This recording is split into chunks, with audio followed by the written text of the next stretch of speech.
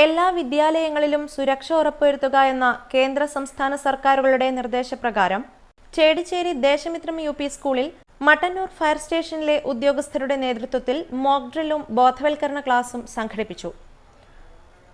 സ്കൂളിലുണ്ടാകുന്ന അപകടങ്ങളിൽ നിന്ന് സ്വയം രക്ഷപ്പെടാനും മറ്റുള്ളവരെ രക്ഷപ്പെടുത്താനുമുള്ള പരിശീലനം കുട്ടികൾക്കും അധ്യാപകർക്കും മോക്ക് ഡ്രില്ലിലൂടെ ലഭിച്ചു. 8 ടീമുകളായി തിരിഞ്ഞുകൊണ്ട് പ്രത്യേകം ചുമതലകൾ നൽകിയുള്ള പ്രവർത്തനാധിഷ്ഠിത ബോധവൽക്കരണ ക്ലാസ് എല്ലാവർക്കും വേറിട്ട അനുഭവമായി. മട്ടന്നൂർ ഫയർഫോഴ്സ് ഓഫീസിലെ senior fire and rescue officer Shamith NP, fire and rescue ഓഫീസർമാരായ ഷിജിൻ MK, ശ്രീനാഥ് CV എന്നിവർ നേതൃത്വം നൽകി.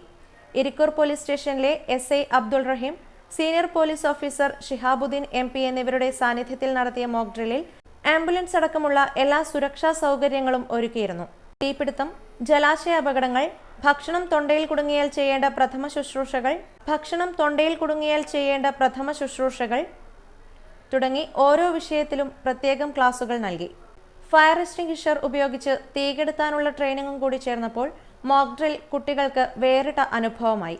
Head mistress OC Baby Latha, PTA president Sunoj Prapancham, staff secretary CM Usha, mother PTA president Arsaina KP, school leader Shravan Krishna എന്നിവർ സംസാരിച്ചു.